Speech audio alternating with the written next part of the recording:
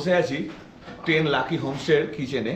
এই যে টোটাল ভিউটা এরকম, খুব পরিষ্কার পরিচ্ছন্ন সব কিছু। আর আমাদের হাতে চলে এসেছে গরম কফি। ক্যামেরায় বোঝা যাচ্ছে কিনা জানি না, কাপটা অদ্ভুত ধরনের এটা রয়েছে, কিন্তু মধ্যখান থেকে বোঝা যাচ্ছে যে কফিটা নড়ছে। আবার ওপরটা কিন্তু আবার মাটির, মানে দুরকম। এরকম কাপ আমি ফার্স্ট টাইম দেখলাম। কালকে রাত্রিরে চলে এসেছিলাম বলে ওয়েলকাম করা হয়নি, তো ম্যাম আজকে আমাদের সবাইকে ওয়েলকাম করছে। এটা এখানকার মানে রীতি রিবাজের মধ্যে পড়ে যে যত গেস্ট আসবে সবাইকে এরকমভাবেই ওয়েলকাম করা হয়।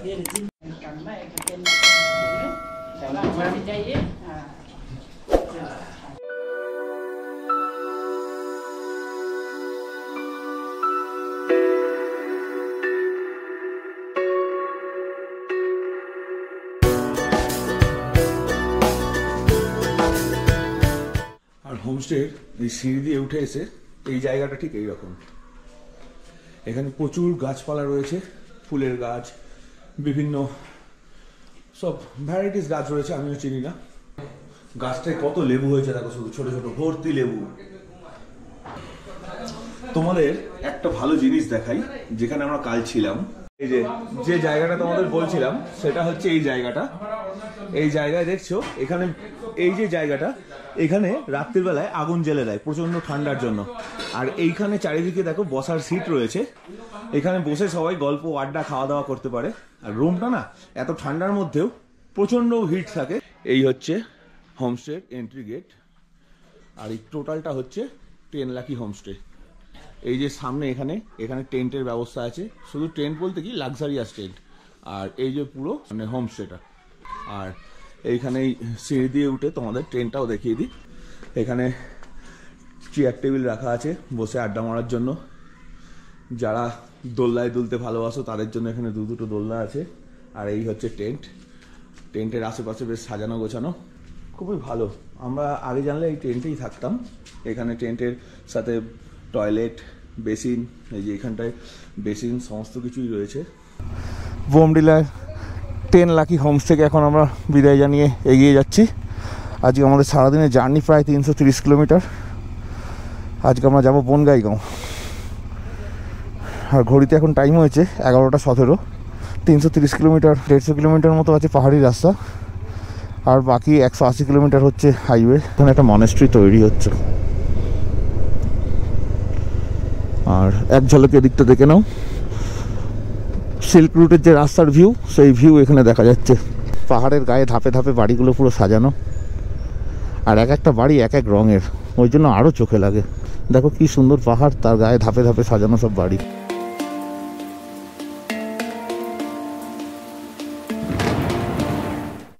বোমডিলা থেকে ছেড়ে বেরিয়ে যাচ্ছি। ঠান্ডাটা কিন্তু মোটামুটি তাওয়াং বা সেলাপাসে যেরকম ছিল অতটাও নেই, মানে সেই হাত পা জ্বালা করা ঠান্ডাটা নেই, কিন্তু ঠান্ডা ভালোই আছে। তাওয়াংয়ের থেকে অনেকই কম। আজকে এখানে দেখলাম 6 ডিগ্রি, কিন্তু আমরা তাওয়াংয়ে যেদিন সকালবেলায় বেরিয়েছি সেদিনকে 0 ছিল। আমরা ওই ওপরে ছিলাম, ওই যে দূরে দেখা যাচ্ছে মনেস্ট্রিটা একদম ওপরে, ওখান থেকে আমরা কতটা নেমে এলাম।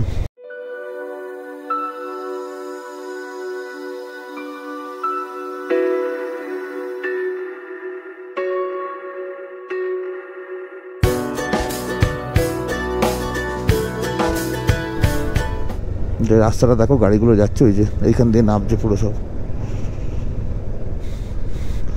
কিরম অদ্ভুতভাবে পাহাড় কেটে তৈরি করে না, ভাবলে অবাক লাগে। আগের দিন আমরা যাওয়ার সময় এই রাস্তাটা দিয়ে উঠেছিলাম, আর আজকে নামলাম ওই রাস্তাটা দিয়ে। এই রাস্তাটা দিয়ে ওপরে উঠে আমরা সেলাপাস যেদিন যেতে পারলাম না, সেদিন ওখানটা একটা খুব সুন্দর ভিউ পয়েন্ট আছে। ওখান থেকে হাইওয়েটার নাম হচ্ছে NH 13। এখন আমরা ভৈরবকুণ্ড পর্যন্ত এই রাস্তাতেই থাকবো। এটা হচ্ছে টেঙ্গা ভ্যালি মিলিটারি ক্যাম্প।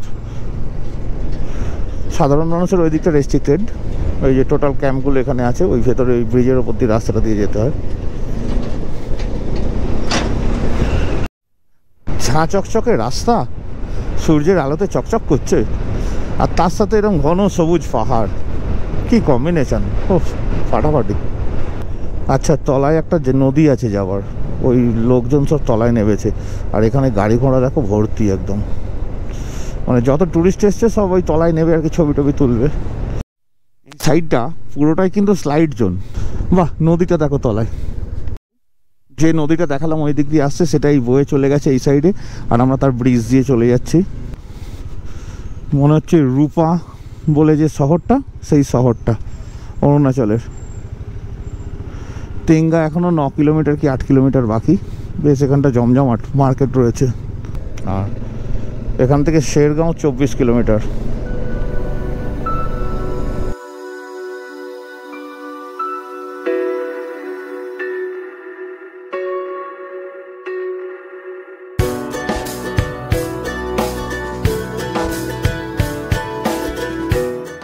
এই ফ্ল্যাগগুলো সব জায়গাতেই দেখতে পাই, আর কালারফুল এই ফ্ল্যাগগুলো হাওয়াতে এত সুন্দর লাগে না, তোমরা নিশ্চয়ই দেখতেই পাচ্ছ। দেখো পিছনটার ব্যাকগ্রাউন্ডটা সবুজ, আর তার মধ্যে হলুদ ফ্ল্যাগগুলো উড়ছে। এই দেখো স্লাইড হয়েছে, এখন সব ক্লিনের কাজ চলছে।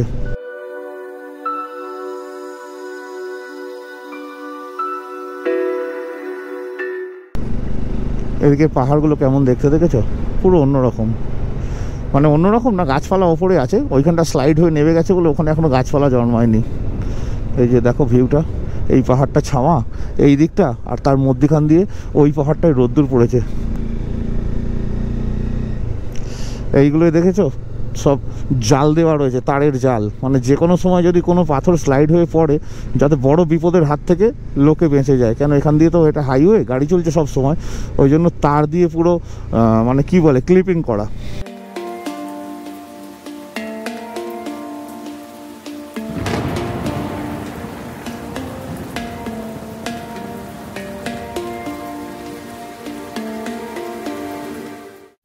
এখানে একটা বসতি রয়েছে, আর ওখানে একটা মনেস্ট্রি আছে, ছোট মনেস্ট্রি।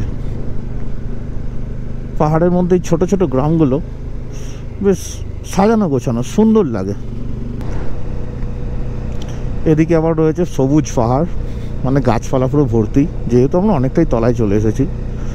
আর গাছগুলোর কালার অদ্ভুত ধরনের, কোনোটা হলুদ, কোনোটা অরেঞ্জ কালার, কোনোটা সবুজ, আর কোনোটা হালকা সবুজ। দেখো কালারগুলো সেই আঁকার খাতায় বিভিন্ন কালারের রং দিয়ে আঁকলে যেরকম লাগে পুরো সেই রকমই লাগছে। এই পাশ দিয়ে একটা ছোট্ট নদীও আছে কিন্তু, আর ওর জলের স্রোত এতটাই মানে কানে আসছে।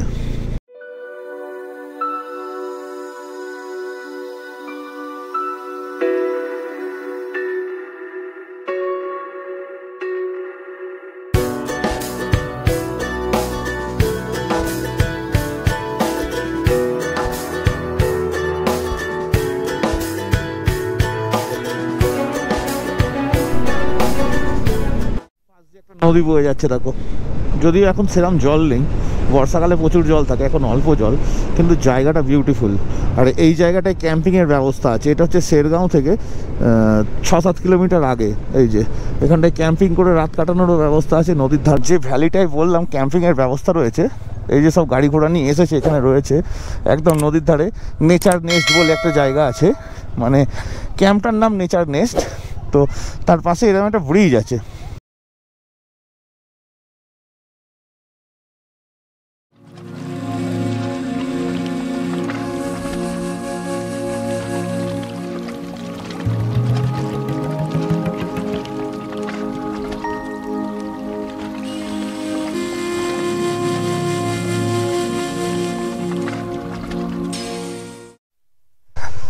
তো এই জায়গাটা নেচার ভ্যালি নাম। তো এইখানে এসেছিলাম, এত সুন্দর ব্রিজটা, এখানে একটু ছবি টবি তুললাম, ভিডিও বানালাম, শেয়ার করবো সব তোমাদের সাথে, দেখে বলো কেমন লাগলো। আর এটা হচ্ছে শেরগাঁও থেকে 6 কিলোমিটার পিছনে, মানে শেরগাঁও থেকে ধিরাং যাবার পথেই পড়বে। এমন সুন্দর রাস্তা আর চারিদিকে এরকম ভিউ,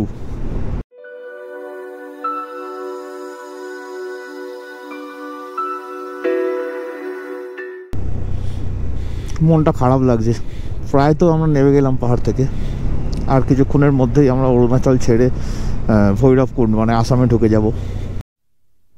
এদিকটা দেখো বন্ধুরা, দেখো শুধু, মানে একটাই পাহাড়ের রেঞ্জ, তাতে কত রকম রঙের খেলা।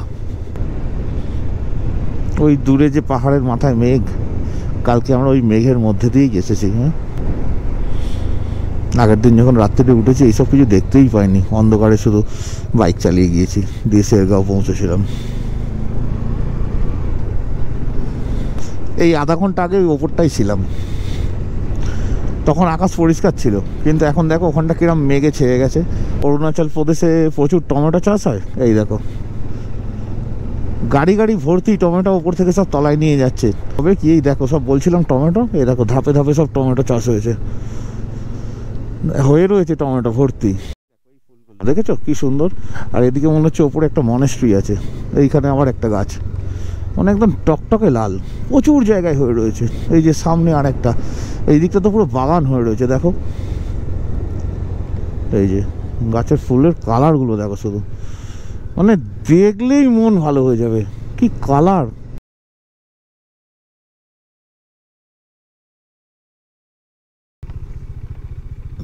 ভিউটা দেখো।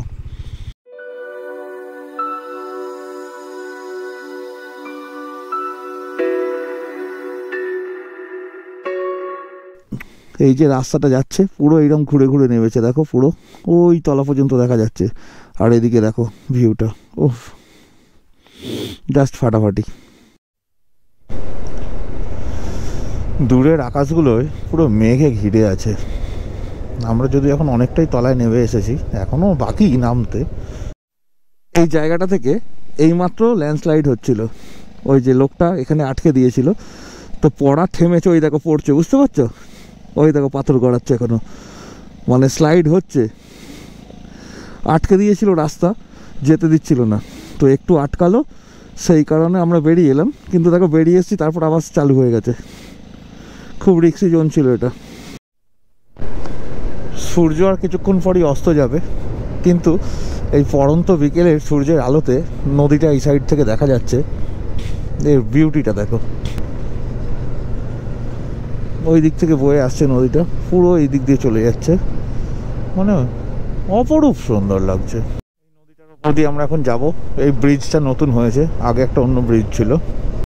এখানে এটা আসাম না, যদিও অরুণাচলের শেষের দিক, মেলা বসেছে, কোনো একটা মেলা হচ্ছে। এই যে সব কেনাকাটা করছে, লোকজন ভিড়, ছোট্ট একটা মেলা, কিন্তু দেখো এখানকার লোকজনের কত আনন্দ।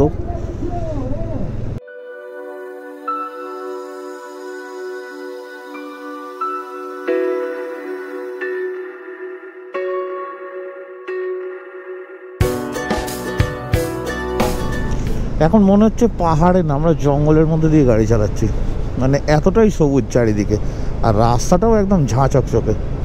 এই দূরে গাছের ফাঁক দিয়ে সূর্যটা দেখা যাচ্ছে, দেখো সূর্য অস্ত যেতে বসেছে, কেন এইদিকে তো সূর্য একটু তাড়াতাড়ি অস্ত যায়। আর ঘড়িতে এখন সময় হয়েছে 3:57, এখনও লাঞ্চ করা হয়নি আমাদের। একটা কথা খিদে পাচ্ছে সবাইকারই, ভালো জায়গা দেখে দাঁড়াতে হবে।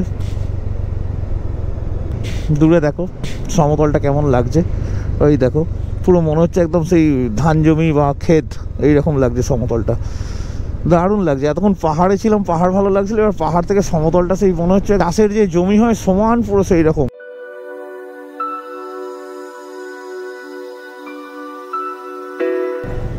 আমরা অরুণাচলের প্রায় শেষ প্রান্তে চলে এসেছি, আর কিছুক্ষণের মধ্যেই অরুণাচল বর্ডার ক্রস করে আমরা আসামে প্রবেশ করব।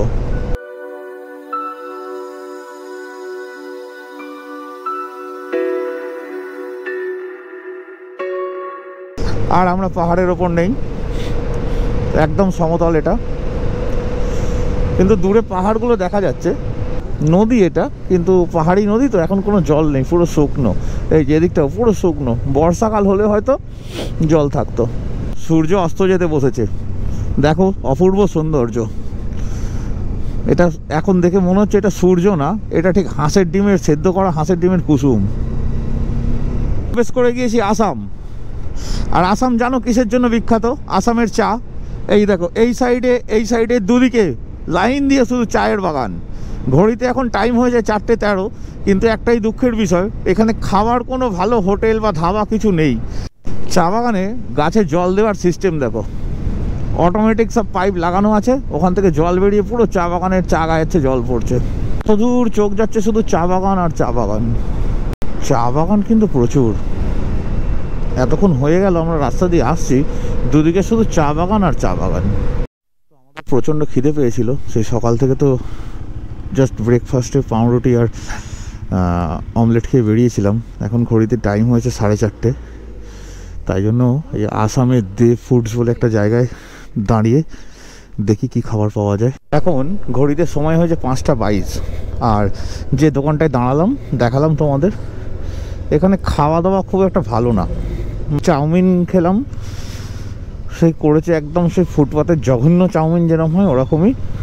ডায়মন্ড হোটেল বনগাইগাঁওতে আমরা বুক করলাম অনলাইন থেকে, তো 221 কিলোমিটার দেখাচ্ছে ডিস্টেন্স। আমরা এখন রয়েছি মাঝভাট না কিন্তু মাঝভাট, গেলাবিল রোড। এখান থেকে 6.5 কিলোমিটার গিয়ে আমাদের ডান দিকে মিট করব NH15-এ।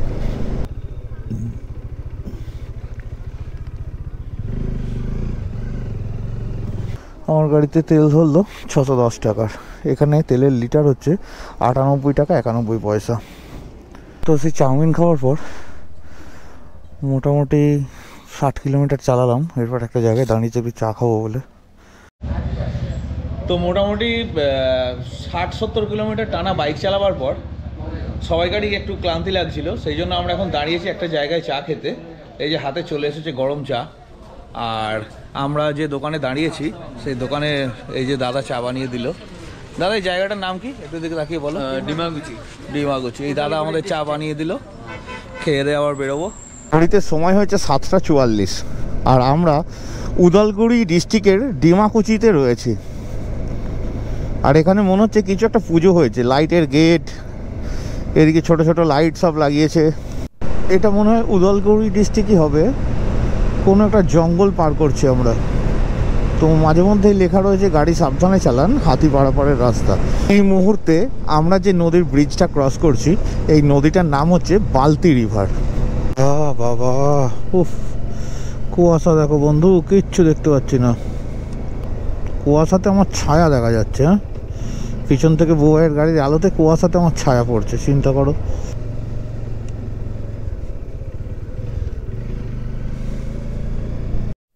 এখন আমরা আছি স্টেট হাইওয়ে 10, মানে আসামের।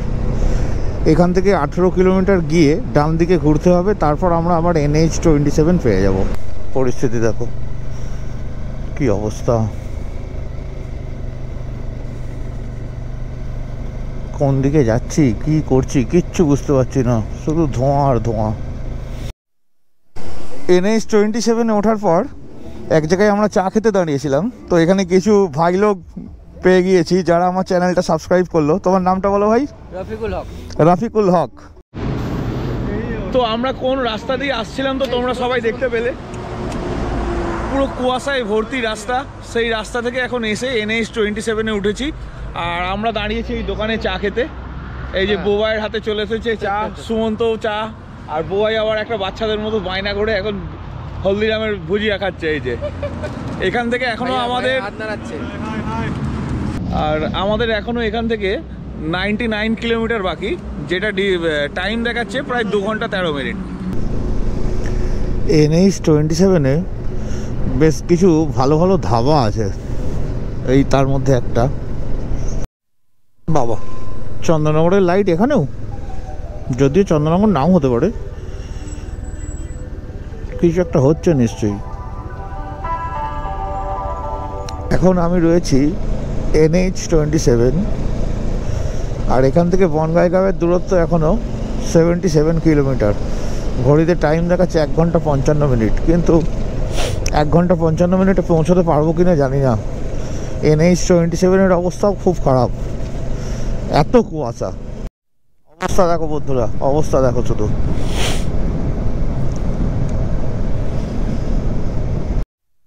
আসামে কিছু একটা অনুষ্ঠান আছে, এই যে লাইট গেট পুরো ভিড়ে ভিড়।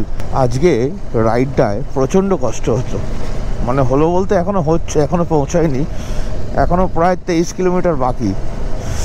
এত প্রচণ্ড কুয়াশা NH27-এ, মানে কি বলবো। অ্যান্টি ফগ গ্লাস ভেতরে আছে, সেটাতে ফগ জমছে না, কিন্তু বাইরে থেকে কুয়াশার জন্য কাঁচের বাইরের দিকে পুরো জল জমে গিয়ে তাতে মানে একদম সেই ধুলোবালি, মানে রাস্তাতে তো প্রচুর ধুলো উঠছে, সেই ধুলোগুলো ওই জলের মধ্যে লেগে না কিচ্ছু দেখা যাচ্ছে না। রাস্তাতে এত কুয়াশা, মানে হেলমেটের কাঁচ খুলে চালাতে হচ্ছে, কিছু দেখা যাচ্ছে না।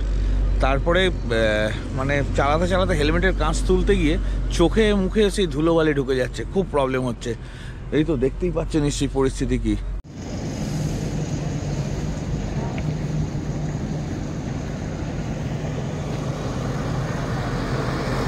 চারিদিকে পুরো জিরো ভিজিবিলিটি হয়ে রয়েছে। তো এই জন্য আমরা এখন এই হোটেলটায় ঢুকলাম, একটু চা কফি খাবো আর একটু রেস্ট নেবো, খুব প্রবলেম হচ্ছে।